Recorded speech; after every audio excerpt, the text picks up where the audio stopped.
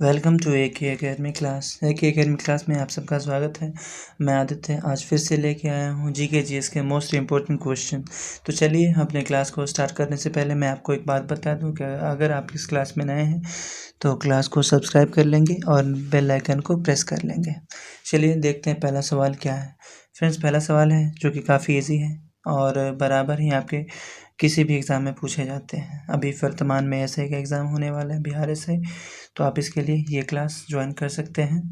और आगे किसी भी परीक्षा जैसे कि ग्रुप डी या NTPC हो रहा है उसमें भी आपका ये काफ़ी हेल्पफुल होगा। तो चलिए क्लास को स्टार्ट करते हैं बगैर देरी किए हुए। पहला सवाल आपसे पूछा गया है हड़प्पा संस्कृति में, सॉरी थोड़ा सा जूम कर लें। चलिए अब आपको क्वेश्चन ठीक से दिखेगा। पहला सवाल आपसे पूछा गया है हड़प्पा संस्कृति निम्नलिखित में से किस काल से संबंधित मानी जाती है। आपको बताना है हड़प्पा संस्कृति किस काल से संबंधित है। प्रस्तर युगीन, ताम्रपाषाण युगीन, कांस्य युगीन या फिर लौह युगीन। जल्दी से आंसर करेंगे, इसका राइट आंसर क्या होगा। ओके, तो यहाँ पे जो हमारा राइट आंसर होगा इस क्वेश्चन का राइट आंसर होगा ऑप्शन नंबर सी। ध्यान में रखेंगे हड़प्पा जो संस्कृति थी, हड़प्पा संस्कृति कैसी थी, कांस्य युगीन सभ्यता थी। ध्यान में रखेंगे कांस्य युगीन सभ्यता हड़प्पा संस्कृति थी। हड़प्पा संस्कृति की हम बात करें तो यह सिंधु घाटी सभ्यता की हड़प्पा सभ्यता प्रचलित नाम इसका जो है सिंधु घाटी सभ्यता के नाम से भी जाना जाता है, इसको ध्यान में रखेंगे। और सिंधु घाटी सभ्यता अर्ध ऐतिहासिक युग से संबंध रखता है, अर्ध ऐतिहासिक युग। ठीक है, तो इन सारी बातों को ध्यान में रखेंगे। आपसे यह भी पूछा जा सकता है कि सिंधु घाटी सभ्यता किस युग के अंतर्गत आती है, तो यहाँ पे आपका आंसर हो सकता है अर्ध ऐतिहासिक युग। ठीक है, फिलहाल इस क्वेश्चन का जो राइट आंसर होगा वो होगा ऑप्शन नंबर सी। चलते हैं अगले सवाल पर और देखते हैं अगला सवाल। अगला सवाल है क्वेश्चन नंबर 2। वैदिक कालीन लोगों ने सर्वप्रथम किस धातु का प्रयोग किया था। लोहा, कांसा, तांबा या फिर सोना। जल्दी से आंसर कीजिए, इसका राइट आंसर क्या होगा। आपके पास 5 सेकंड का टाइम है। वैदिक कालीन लोगों ने सर्वप्रथम किस धातु का प्रयोग किया था। आपसे पूछा गया है ऑप्शन नंबर ए में है लोहा, ऑप्शन नंबर बी कांसा या ऑप्शन नंबर सी तांबा या फिर ऑप्शन नंबर डी सोना। जल्दी से आंसर कीजिए। ओके, तो यहाँ पे जो हमारा राइट आंसर होगा वो होगा तांबा। ठीक है, ध्यान में रखेंगे ऑप्शन नंबर सी। यहाँ पे भी option number C right answer होगा। वैदिक कालीन लोगों ने सर्वप्रथम तांबा धातु का प्रयोग किया था, आपको ध्यान में रखना है। और उत्तर वैदिक काल में लोहा का प्रयोग किया गया था। आप जो ये लोहा देख रहे हैं इसका उपयोग किया गया था उत्तर वैदिक काल में, उत्तर वैदिक काल में। ठीक है, उत्तर वैदिक काल में, जबकि तांबा का उपयोग किसमें किया गया, वैदिक काल में। ठीक, चलते हैं अगले सवाल पे। अगला सवाल आपसे पूछा गया है ये सर्वप्रथम चारों आश्रमों के विषय में जानकारी कहाँ से मिलती है। 4 आश्रम जैसे कि वामप्रस्थ आश्रम, गृहस्थ आश्रम और 2 और आश्रम है, तो इन सभी आश्रमों के बारे में जानकारी कहाँ से मिलती है ये आपको बताना है। ऑप्शन नंबर ए में है जबालोपनिषद, ऑप्शन नंबर बी छंदोपनिषद या फिर ऑप्शन नंबर सी मुंडकोपनिषद या ऑप्शन नंबर डी कठोपनिषद। जल्दी से आंसर कीजिए, आपके पास 5 सेकंड का टाइम है। और फ्रेंड्स, अगर आपको क्लास पसंद आती है तो क्लास को सब्सक्राइब कर सकते हैं। चलिए इसका आंसर फ्रेंड्स यहाँ पे ऑप्शन नंबर ए, यहाँ पे राइट आंसर होगा ऑप्शन नंबर ए जबालोपनिषद। ठीक है, ये सर्वप्रथम चारों आश्रमों के विषय में जानकारी जबालोपनिषद से मिलती है। गृहस्थ आश्रम आश्रम सबसे महत्वपूर्ण आश्रम के अंतर्गत रखा गया है गृहस्थ आश्रम को। और चलते हैं देखते हैं अगला सवाल। आपको बताना है किस वंश के शासक ने, ये चौथा नंबर क्वेश्चन है यहाँ पे, ये क्वेश्चन किस वंश के शासक ने छत्रप प्रणाली का प्रयोग किया था। छत्रप प्रणाली, ऑप्शन नंबर ए कुषाणों ने, ऑप्शन नंबर बी हिंद यवनों ने या ऑप्शन नंबर सी यूनानियों ने या फिर ऑप्शन नंबर डी शकों ने। जल्दी से आंसर कीजिए, आपके पास 5 सेकंड का टाइम है। ओके, तो यहाँ पे जो हमारा राइट आंसर होगा वो होगा ऑप्शन नंबर डी। ध्यान में रखेंगे शकों ने। किस, यहाँ पे पूछा गया था किस वंश के शासक ने छत्रप प्रणाली का प्रयोग किया था, तो वहाँ पे ऑप्शन नंबर डी यहाँ पे राइट आंसर होगा। और इस काल में राज्यपाल को छत्रप कहा जाता था। आपको ध्यान में रखना है कि ये जो किस वंश के शासक ने क्षत्रप प्रणाली की शुरुआत की थी? तो शक वंश के शासकों ने। और ये जो शक वंश का जो शासक था, इसमें राज्यपाल को क्षत्रप कहा जाता था। ये जो क्षत्रप है किसे कहा गया है? अभी जो आप गवर्नर देखते हैं, और गवर्नर को ही हिंदी में क्या कहते हैं? राज्यपाल कहते हैं। तो शकों के शासनकाल में क्षत्रप को ही ये राज्यपाल को ही क्षत्रप कहा जाता था। ठीक है, चलते हैं अगले सवाल पे। अगला सवाल आपको बताना है, महमूद गजनवी ने भारत पर आक्रमण के समय, महमूद गजनवी के भारत पर आक्रमण के समय भारत आने वाले विद्वान अल-बरूनी ने किस महत्वपूर्ण ग्रंथ की रचना की थी? आपको बताना है कि उस ग्रंथ का नाम क्या था। किताब उल हिंद, या फिर किताब उल हिंद, या किताब उल खिराज, या फिर ऑप्शन नंबर सी किताब उल रहला, या फिर ऑप्शन नंबर डी उपर्युक्त सभी। जल्दी से बताएंगे इसका राइट आंसर क्या होगा। तो चलिए, इसका राइट आंसर होगा फ्रेंड्स किताब उल हिंद, यानी कि ऑप्शन नंबर बी यहाँ पे राइट आंसर है। यहाँ पूछा गया था महमूद गजनवी के भारत आक्रमण के समय भारत आने वाले विद्वान अल-बरूनी ने किस महत्वपूर्ण ग्रंथ की रचना की थी? तो किताब उल हिंद की रचना की थी, ध्यान में रखेंगे। और अल-बरूनी 1017 से 1027 ईस्वी तक भारत में निवास किया था, यानी कि कुल 1027 यानी 10 वर्षों तक अल-बरूनी ने भारत में शासन किया था। ठीक है, चलते हैं अगले सवाल पे, देखते हैं अगला सवाल। फ्रेंड्स, अगला सवाल आपसे पूछा गया है, सेना को दशमलव प्रणाली के आधार पर संगठित करने की व्यवस्था दिल्ली सल्तनत के किस सुल्तान द्वारा की गई थी? दशमलव प्रणाली पर सेना को किसने व्यवस्थित किया था, आपको यह बताना है। ऑप्शन ए में है Balban, option number B Iltutmish, या फिर ऑप्शन नंबर सी तुगलक, या फिर option number D Alauddin Khilji. जल्दी से आंसर करेंगे, आपके पास 5 सेकंड का टाइम है।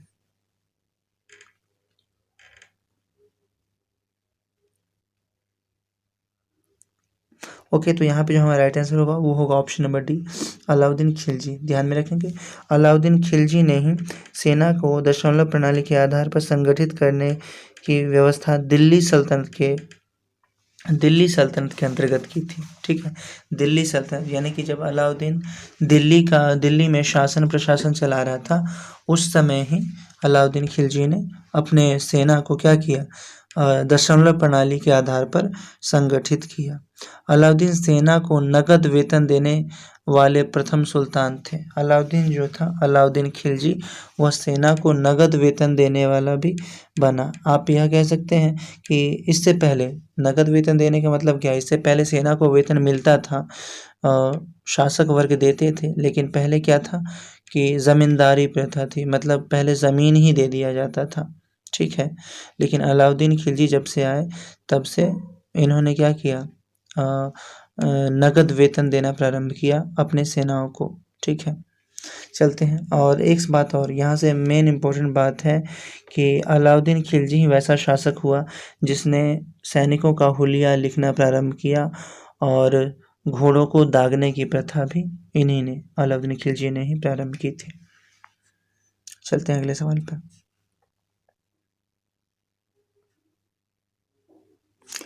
अगला सवाल है, भारत का तूतीय हिंद किसे कहा जाता है? जियाउद्दीन बर्नी, इब्न बतूता, या फिर अमीर खुसरो, या फिर ऑप्शन नंबर डी शमसिराज अफीम। जल्दी से आंसर करेंगे, आपके पास 5 सेकंड का टाइम है।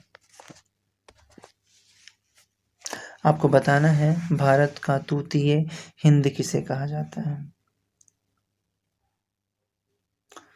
ओके, तो यहाँ पे जो हमारा राइट आंसर होगा वो होगा ऑप्शन नंबर सी अमीर खुसरो। अमीर खुसरो को भारत का तूतीय हिंद कहा जाता है, ध्यान में रखेंगे। अमीर खुसरो को भारत का तूतीय हिंद कहा जाता है। अमीर खुसरो का जन्म इटावा में हुआ था।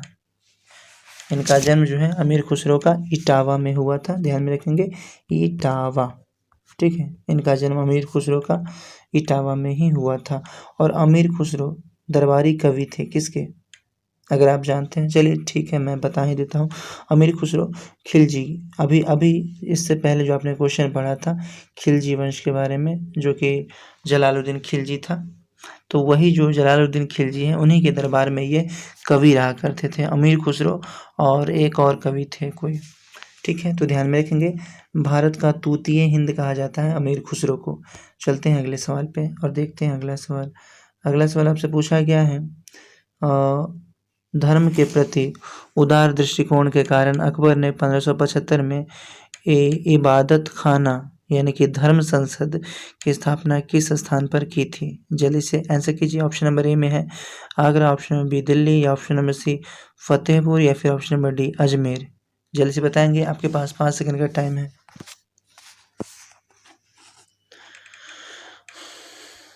तो चलिए, इसका राइट आंसर होगा friends option number C Fatehpur. ठीक है, फतेहपुर यहाँ पे हमारा राइट आंसर होगा। धर्म के प्रति उदार दृष्टिकोण के कारण अकबर ने 1575 में इबादत खाना यानी धर्म संसद की स्थापना फतेहपुर में की थी। यह आपको ध्यान में रखना है, यानी ऑप्शन नंबर सी ध्यान में रखना है, यहाँ पे राइट आंसर है। और 1575 में इबादत खाना का निर्माण हुआ था। इबादत खाना का निर्माण कब हुआ था? तो 1575 में। ये दोनों बातें ध्यान में रखना है। यहाँ प्रत्येक बृहस्पतिवार को धार्मिक विचार विमर्श होता था। ये जो इबादत खाना देख रहे हैं, इसका फॉर्मेशन या इसका निर्माण क्यों किया गया था? क्योंकि यहाँ पे प्रत्येक बृहस्पतिवार को धार्मिक विचार विमर्श किए जाते थे, डिस्कशन किए जाते थे। चलते हैं अगले सवाल को देखते हैं। अगला सवाल आपसे पूछा गया, रूप चित्र का निर्माण किसके समय में हुआ था? रूप चित्र, बाबर, हुमायूं, अकबर या फिर जहांगीर? जल्दी से बताएंगे, आपके पास 5 सेकंड का टाइम है।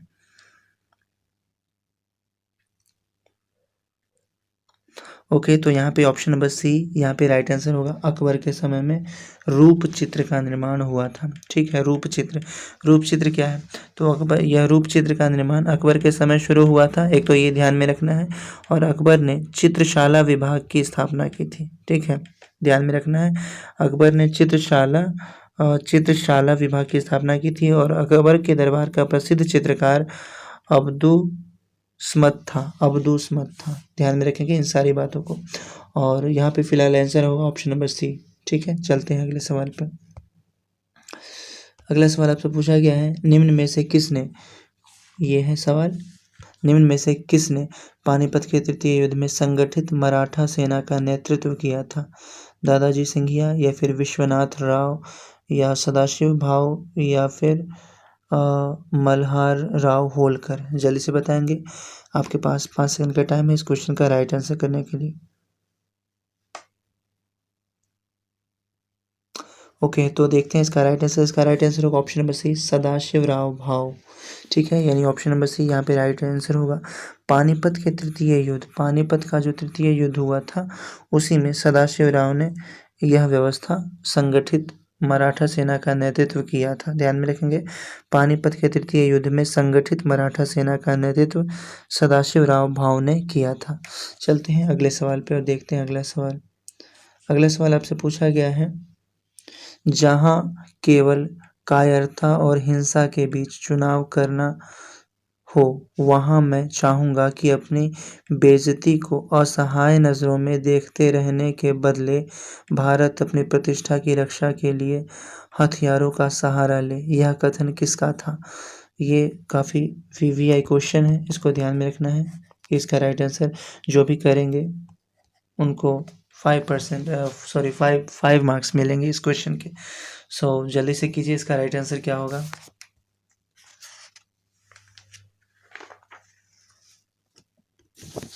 चलिए, तो जल्दी से इसका आंसर कीजिए। चलिए देखते हैं इसका राइट आंसर होगा ऑप्शन नंबर डी। ठीक है, महात्मा गांधी ने कहा था जहां केवल कायरता और हिंसा के बीच चुनाव करना हो, वहां मैं चाहूँगा कि अपनी बेइज्जती को असहाय नज़रों में देखते रहने के बदले भारत अपनी प्रतिष्ठा की रक्षा करने के लिए हथियारों का सहारा ले। यह कथन किनका था? महात्मा गांधी का। ठीक है, और गांधी जी का अस्त्र सत्य, अहिंसा, अवज्ञा, हड़ताल, धरना प्रदर्शन, यह सभी था। मतलब गांधी जी ये हथियार का उपयोग नहीं करते थे अपने किसी भी विद्रोह में। ठीक है, और किसी भी सामाजिक धार्मिक सुधार आंदोलन में वो क्या करते थे? हिंसा से दूर रहना पसंद करते थे। चलते हैं अगले सवाल पे। अगला सवाल आपसे पूछा गया है कांग्रेस कांग्रेस के किस अधिवेशन में हिंदी को सर्वप्रथम राष्ट्रभाषा के रूप में प्रयुक्त किया गया था। चलिए इसका आंसर दीजिए। ये भी काफ़ी वीवीआई क्वेश्चन है, ठीक है। इसका राइट आंसर क्या होगा? कांग्रेस के किस अधिवेशन में हिंदी को सर्वप्रथम राष्ट्रभाषा के रूप में प्रयुक्त किया गया था? ऐसा कौन सा कांग्रेस का अधिवेशन था जिसमें हिंदी को राष्ट्रभाषा के रूप में उपयोग किया गया था? आपसे पूछा गया है। ऑप्शन नंबर ए में है कलकत्ता 1917, बेलगांव 1924, कानपुर 1925 या फिर लाहौर 1929। जल्दी से आंसर कीजिए। ओके, तो यहाँ पे जो हमारा राइट आंसर होगा ये है बेलगांव अधिवेशन 1924, ऑप्शन नंबर बी, ठीक है। ऑप्शन नंबर बी में कहा गया कि कांग्रेस के बेलगांव अधिवेशन 1924वें अधिवेशन में हिंदी को सर्वप्रथम राष्ट्रभाषा के रूप में प्रयोग में लाया गया था और कांग्रेस के बेलगांव अधिवेशन की अध्यक्षता ही महात्मा गांधी ने की थी, महात्मा गांधी ने। और मैं आपको एक बात बता दूं कि महात्मा गांधी का ये पहला और अंतिम अध्यक्षता था जो कि कहाँ किया था? बेलगांव में 1924 में किया था महात्मा गांधी ने। और इसके बाद महात्मा गांधी ने कांग्रेस के किसी अधिवेशन में भाग नहीं लिया। ये भी बातें ध्यान में रखेंगे। कांग्रेस ने हिंदी को राजभाषा बनाने के लिए अभियान चलाए थे, ठीक है। चलते हैं अगले सवाल पे। तो इसका right answer option number B होगा, बेलगांव अधिवेशन 1924। अगला सवाल आपसे पूछा गया है निम्नलिखित में से किस पर्वतमाला को सह्याद्री के नाम से भी जाना जाता है? सतपुड़ा, पश्चिमी घाट, अरावली या फिर पूर्वी घाट? जल्दी से बताइए इसका राइट आंसर क्या होगा। किस पर्वतमाला को सह्याद्री के नाम से जाना जाता है?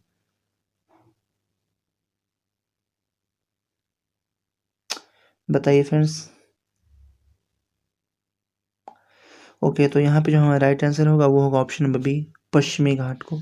पश्चिमी घाट पर्वत को और किस नाम से जाना जाता है? सह्याद्री पर्वतमाला। चलते हैं अगले सवाल पे और देखते हैं अगला सवाल। अगला सवाल आपसे पूछा गया है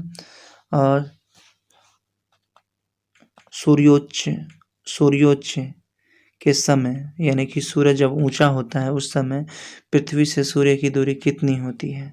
14.2 करोड़, 15.2 करोड़, 14.7 करोड़ या फिर उपर्युक्त में से कोई नहीं। जल्दी से आंसर कीजिए। जब सूरज ऊंचा, सूर्योच्च मतलब जब सूरज ऊंचा होता है उस समय सूर्य से पृथ्वी की दूरी कितनी होती है, यह आपको बतानी है।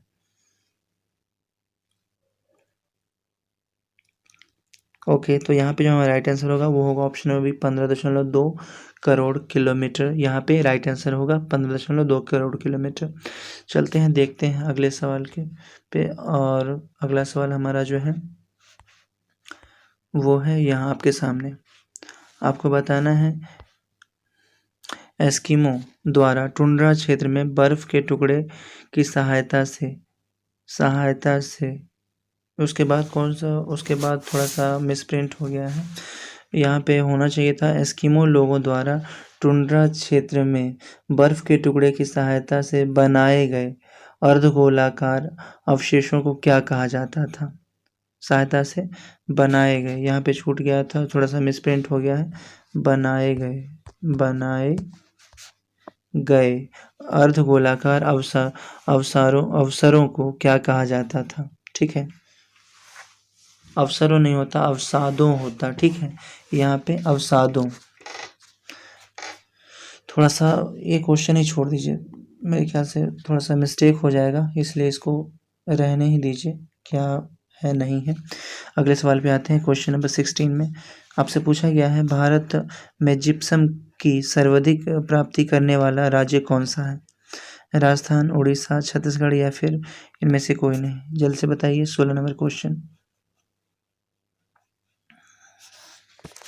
चलिए यहाँ पे टाइम ख़त्म हुआ और यहाँ पे जो राइट आंसर होगा वो होगा राजस्थान। राजस्थान में जिप्सम अधिक मात्रा में पाया जाता है। राजस्थान यानी ऑप्शन नंबर ए यहाँ पे राइट आंसर होगा। और अगर हम यहाँ पे बॉक्साइट की बात करें तो बॉक्साइट कहाँ होता है? तो उड़ीसा और झारखंड में होता है। तो झारखंड में क्या होता है? बॉक्साइट होता है, बॉक्साइट, ठीक है। बॉक्साइट कहाँ होता है? उड़ीसा और झारखंड में। ध्यान में रखेंगे, उड़ीसा और झारखंड में क्या होता है? बॉक्साइट। और यहाँ पे फिलहाल जो इस क्वेश्चन का राइट आंसर होगा, भारत में जिप्सम की सर्वाधिक मात्रा कहाँ से प्राप्त होती है, तो राजस्थान से जिप्सम। अगला सवाल आपसे पूछा गया है 17 नंबर, प्रकृति में स्वतंत्र अवस्था में पाई जाने वाली धातु कौन सी है? लोहा, सोना, चांदी या फिर जस्ता। फ्रेंड्स ये काफ़ी इजी क्वेश्चन है, चलिए इसका आंसर कीजिए। प्रकृति में स्वतंत्र अवस्था में पाया जाने वाला धातु कौन है? चलिए इसका राइट आंसर होगा ऑप्शन नंबर सी, ध्यान में रखेंगे सोना। सोना क्या है? स्वतंत्र अवस्था में पाया जाने वाला ये पदार्थ है। और ये कहाँ पाया जाता है?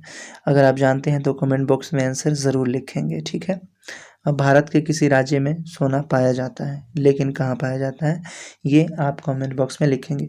और यहाँ से एक बात और ध्यान में रखनी है आपको कि सोना सबसे अधिक आघातवर्धनीय धातु है, ठीक है। और यह अक्रियशील धातु भी है। चलते हैं अगले सवाल पे, देखते हैं अगला सवाल आपसे पूछा गया है, तमिलनाडु के तटीय भाग में जाड़ों में वर्षा की प्राप्ति निम्न में से किससे होती है? जाड़ों में वर्षा की प्राप्ति किससे होती है, आपसे पूछा गया है तमिलनाडु में। उत्तर पूर्वी मानसून से, स्थलीय एवं सागरीय समीर से, या फिर दक्षिणी पश्चिमी मानसून से, या फिर बंगाल की खाड़ी के तूफान से। जल्दी से आंसर करेंगे, इसका राइट आंसर क्या होगा?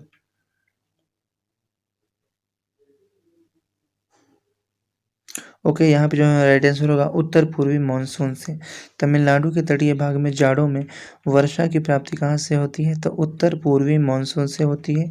और यहाँ पे ध्यान में रखेंगे तमिलनाडु के तटीय भाग में जाड़े में वर्षा की प्राप्ति उत्तर पूर्वी मानसून से होती है। और साथ ही ध्यान में रखना है कि भारत की कुल वर्षा का लगभग 80% दक्षिण पश्चिम मानसून से प्राप्त होती है। दक्षिण पश्चिम मानसून से कुल वर्षा का 80% भाग आपको दक्षिण पश्चिम मानसून से प्राप्त होती है। लेकिन यहाँ पे पूछा गया था तमिलनाडु के तटीय भाग में जाड़ों में वर्षा की प्राप्ति कहाँ से होती है, तो उत्तर पश्चिम मानसून से। लेकिन आपसे पूछा जाता है कि कुल जाड़े का 80% भाग कहाँ से प्राप्त होता है, तो दक्षिण पश्चिम मानसून से प्राप्त होता है 80% वर्षा। चलते हैं अगले सवाल पर और देखते हैं अगला सवाल, इंडोनेशिया की राजधानी जकार्ता। पहले तो ये आपको ध्यान में रखना है कि इंडोनेशिया की राजधानी क्या है, तो इंडोनेशिया की राजधानी है जकार्ता, ठीक। और उसके बाद पूरा क्वेश्चन पढ़ते हैं, इंडोनेशिया की राजधानी जकार्ता निम्नलिखित में से किस द्वीप पर स्थित है?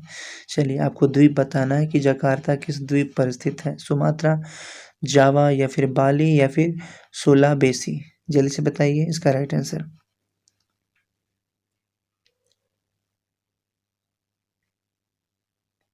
ओके, तो यहाँ पे जो हमारा राइट आंसर होगा ऑप्शन नंबर बी, जावा पे। यानी कि इंडोनेशिया की राजधानी जो है जकार्ता, जैसे जकार्ता जैसे जावा, ठीक है। इंडोनेशिया की राजधानी जो है जकार्ता वह कहाँ स्थित है, जावा द्वीप पे स्थित है। और एक बात और, जावा, सुमात्रा और सुलाबेसी द्वीप इंडोनेशिया में ही है। ये जो सुलाबेसी है, ठीक है, सुमात्रा है, और एक और ये जावा, सुमात्रा और सुलाबेसी, हाँ तीनों, ये जो तीनों द्वीप हैं ये कहाँ पे स्थित है, सो ये इंडोनेशिया में ही स्थित है। लेकिन आपसे पूछा गया था इंडोनेशिया की जो राजधानी है जकार्ता वह किस महाद्वीप पे स्थित है, तो यहाँ पे आंसर होगा ऑप्शन नंबर बी, जकार्ता द्वीप पे। चलते हैं अगले सवाल पे। अगला सवाल आपसे पूछा गया है, देश के कुल उत्पादन का लगभग 86% पाइराइट्स खनिज निम्नलिखित में से किस राज्य में से निकाला जाता है? झारखंड, उड़ीसा, राजस्थान, या फिर आंध्र प्रदेश। जल्दी से कीजिए आंसर, आपके पास 5 सेकंड का टाइम है।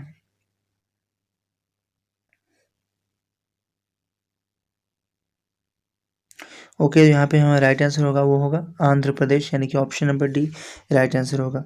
देश के कुल उत्पादन का लगभग 86% पाइराइट्स खनिज आंध्र प्रदेश से निकलता है। 86%, आंध्र प्रदेश से कितना प्रतिशत पाइराइट्स निकलता है, तो 86% ध्यान में रखेंगे, यानी कि 86% पाइराइट्स कहाँ से निकलता है, आंध्र प्रदेश से, यानी कि ऑप्शन नंबर डी ध्यान में रखना है। और पाइराइट्स के उत्पादन में विश्व का अग्रणी देश की अगर हम बात करें, विश्व में पाइराइट सबसे ज़्यादा अगर हम बात करें तो ये इंडिया सबसे ज़्यादा पाइराइट का उत्पादन करता है, इंडिया ध्यान में रखेंगे। और यहाँ पे पूछा गया था सवाल थोड़ा सा क्लीन कर लें। सवाल आपसे पूछा गया था कि किस देश के कुल उत्पादन का लगभग 86% पाइराइट्स निम्नलिखित में से किस राज्य में, भारत के किस राज्य में उत्पादन होता है? तो आंध्र प्रदेश में होता है। और इंडिया, विश्व में अगर हम बात करें तो इंडिया हमारा, भारत जो है प्रथम स्थान में है पाइराइट्स के उत्पादन में। ठीक है, चलते हैं अगले सवाल पे। अगला सवाल आपसे पूछा गया है, आपको बताना है भारत में समुद्री तट रेखा वाले राज्यों की संख्या कितनी है? ये तो बच्चों वाला सवाल हो गया। चलिए कीजिए, इसका आंसर कीजिए। 7, 9, 8 या फिर 13? जल्दी से बताइए फ्रेंड्स। ओके, तो इसका राइट आंसर होगा ऑप्शन नंबर बी, 9। आपसे पूछा गया था समुद्र तटीय रेखा वाले राज्यों के कितने हैं? तो समुद्र तटीय जो राज्य हैं, ध्यान में रखना है आपको, गुजरात है, महाराष्ट्र है, कर्नाटक है, केरल है, गोवा है, तमिलनाडु, आंध्र प्रदेश, उड़ीसा और पश्चिम बंगाल। ठीक है, मतलब वैसे राज्य जो समुद्र के तट से लगते हैं, यानी समुद्र उनसे ये अटैच होता है, लगता है, वैसे राज्यों के नाम आपको बता देने हैं। तो हमारा जो दक्षिण भारतीय राज्य हैं जितने भी है, तमिलनाडु, आंध्र प्रदेश, गुजरात, उसके बाद फिर यहाँ पे कह सकते हैं कि उड़ीसा, पश्चिम बंगाल, ये सभी क्या है, समुद्र से लगते हुए राज्य हैं भारत के। इसीलिए कुल संख्या जो है, इनकी कुल संख्या कितनी है ये पूछा गया था, तो 9 है। ऑप्शन नंबर बी यहाँ पे राइट आंसर होगा। चलते हैं अगले सवाल पर और देखते हैं अगला सवाल। अगला सवाल आपसे पूछा गया है, विश्व की सबसे शांत सीमा, विश्व की सबसे शांत सीमा के रूप में विख्यात 49वीं समानांतर अक्षांश रेखा किन दो देशों के को अलग करती है? 49वीं समानांतर रेखा, यहाँ से आप सवाल यहाँ से समझिए। 49वीं समानांतर अक्षांश रेखा किन दो देशों को अलग करती है? उत्तर कोरिया, दक्षिण कोरिया, सॉरी, उत्तर तथा दक्षिण वियतनाम, संयुक्त राज्य अमेरिका तथा कनाडा, उत्तर तथा दक्षिण कोरिया या फिर उपरोक्त में से कोई नहीं? जल्दी से आंसर कीजिए, ये भी काफी इजी क्वेश्चन है। तो यहाँ पे option number B right answer होगा, संयुक्त राज्य अमेरिका तथा कनाडा, यानी अमेरिका और कनाडा के बीच 49वीं समानांतर रेखा है। अमेरिका और कनाडा, जब भी आपसे पूछे कि 49वीं समानांतर रेखा किन दो देशों को अलग करती है, तो अमेरिका और कनाडा। ठीक है, और चलते हैं अगले सवाल पे और देखते हैं अगला सवाल। फ्रेंड्स, अगला सवाल आपसे पूछा गया है, निम्नलिखित में से कौन सी जल, ये 23 नंबर, कौन सी जलधारा यूरोप का गर्म कंबल यानी कि वार्म ब्लैंकेट ऑफ यूरोप के नाम से जाना जाता है? यूरोप का गर्म कंबल के नाम से कौन सी क्या है, जलधारा जानी जाती है? कनारी की जलधारा, इरमिंजर की जलधारा, वेंगुला की जलधारा या फिर गल्फ स्ट्रीम की जलधारा? जल्दी से आंसर कीजिए।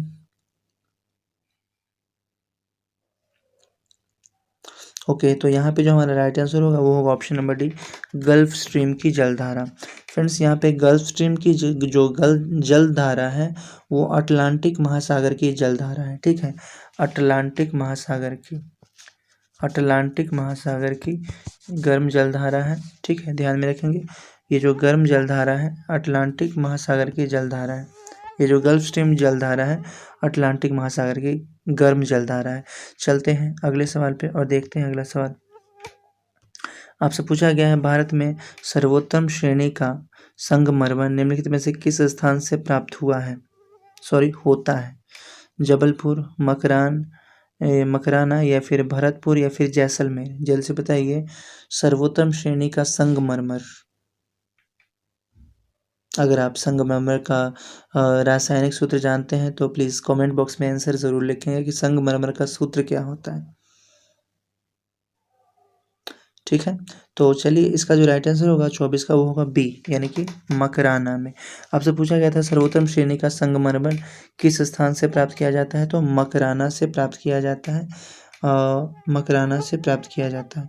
मार्बल अवसादी चट्टान चूना पत्थर से प्राप्त कायांतरित चट्टान होते हैं। ये जो मार्बल होते हैं ये कायांतरित चट्टान के अंतर्गत आते हैं, कायांतरित चट्टान के अंतर्गत आते हैं। ठीक है, और यह सबसे ज़्यादा जो मतलब पूछा गया था सर्वोत्तम श्रेणी का जो पाया जाता है वो पाया जाता है कहाँ?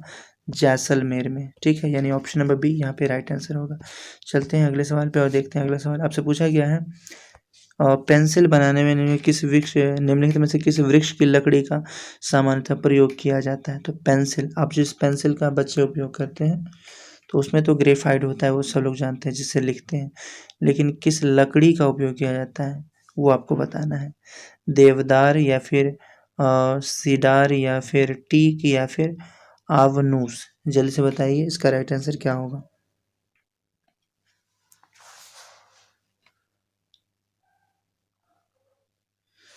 चलिए इसका जो राइट आंसर होगा फ्रेंड्स ये होगा option number B, cedar. Cedar से क्या होता है, पेंसिल बनाने की लकड़ी प्राप्त की जाती है। और पेंसिल में क्या होता है, अभी अभी मैंने आपको बताया कि पेंसिल जिस सिक्के से आप लिखते हैं, पेंसिल में जो सिक्का होता है ब्लैक कलर का, जो ग्रेफाइट, उसका ग्रेफाइट नाम ही है, ठीक है, जो पेंसिल में लिखने के काम में आता है, ठीक है। और देवदार की लकड़ी से सेड्रल तेल तैयार किया जाता है। ये जो देवदार है इसकी लकड़ी से सेड्रल तेल तैयार किया जाता है, सेड्रल तेल, ओके, देवदार की लकड़ी से।